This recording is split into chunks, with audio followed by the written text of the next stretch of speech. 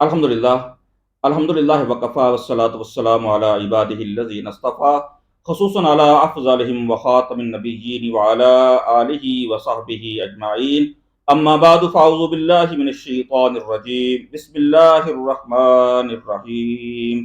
ولو انزلنا هذا القرآن على جبل لرأيته خاشعا متصدعا من خشیۃ اللہ صدق اللہ العظیم رب اشرح لي صدري ويسر لي امري واحلل عقدة من لساني يفقهوا قولي اللهم ارنا الحق حقا وارزقنا اتباعه وارنا باطلا باطلا وارزقنا اجتنابه آمین یا رب العالمین۔ معزز ناظرین، اپنے یوٹیوب چینل پر ہم آپ کو خوش آمدید کہتے ہیں۔ آج کی نشست میں قرآن مجید کی عظمت قرآن ہی کی روشنی کے اندر ہم سمجھنے کی کوشش کریں گے۔ قرآن مجید کی عظمت کو اور اس کے مقام کو، اس کی تاثیر کو اللہ جل شانہ نے سورۃ الحشر کی آیت نمبر 21 کے اندر بیان کیا ہے۔ ارشاد ہوتا ہے وَلَوْ أَنزَلْنَا هَذَا الْقُرْآنَ عَلَى جَبَلٍ، اگر ہم قرآن کو پہاڑ کے اوپر نازل کرتے، لَرَأَيْتَهُ، تو آپ دیکھتے، خَاشِعًا مُتَصَدِّعًا، یہ دب جاتا اور ٹکڑے ٹکڑے ہو جاتا، من خشیت اللہ، اللہ کے خوف کی وجہ سے۔ یعنی قرآن مجید کی قوت اور تاثیر اس قدر ہے کہ اگر یہ پہاڑوں کے اوپر نازل کیا جاتا، پہاڑ دب جاتا، پھٹ جاتا اور ریزہ ریزہ ہو جاتا۔ ایک مثال کے ساتھ میں سمجھانے کے لیے کہوں گا، ایٹم بم، اس کی جسامت جتنی بھی ہے، وہ کسی بھی جگہ پہ پڑا ہوا ہے تو ہم اس کی قوت اور طاقت کا اندازہ نہیں لگا سکتے، لیکن جب وہ پھٹتا ہے تو اس کی طاقت کا ہمیں اندازہ ہوتا ہے کہ وہ لاکھوں انسانوں کو ایک منٹ کے اندر اندر جو ہے موت کے اندر مبتلا کر دیتا ہے۔ بڑے بڑے پہاڑ جو ہے وہ ریزہ ریزہ کر لیتا ہے۔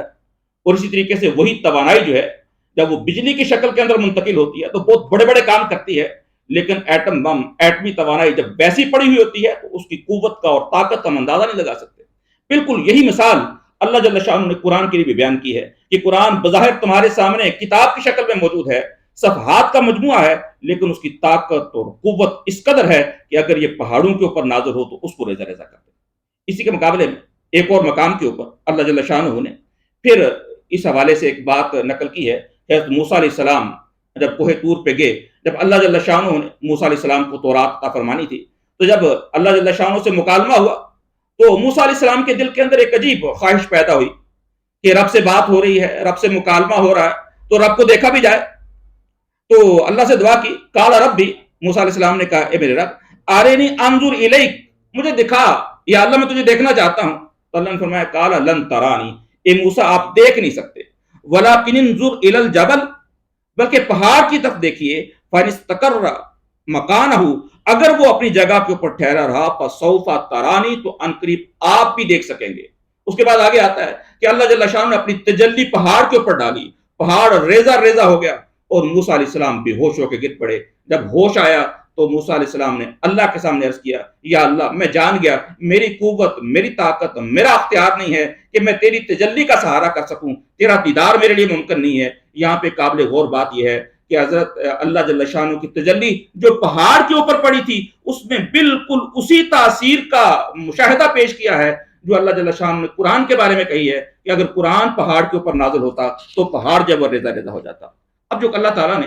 اتنا باعزت اور باوقار کلام ہمیں عطا فرمایا ہے تو ضرورت اس بات کی ہے کہ ہم قرآن مجید کی عظمت کو سمجھیں، اس کے مقام کو سمجھیں اور اس سے استفادہ کرنے کی کوشش کریں۔ اور کئی مقامات کے اوپر قرآن مجید نے ان چیزوں کو بیان کیا ہے، جیسے سورۃ القدر کے اندر آتا ہے لیلۃ القدر خیر من الف شہر، وہ قدر والی رات، وہ عزت والی رات، یہ 1000 مہینوں سے بہتر ہے۔ اس رات کو یہ مقام، یہ مرتبہ، یہ فوقیت کیوں حاصل ہوئی؟ کہ اس لیے کہ اس کے اندر قرآن مجید نازل ہوا تھا۔ یعنی قرآن مجید نازل ہونے کی وجہ سے ایک رات کی قدر و قیمت جو ہے وہ 1000 مہینوں سے بڑھ جاتی ہے، وہ 84 سال 3 ماہ کے برابر ہو جاتی ہے۔ تو جس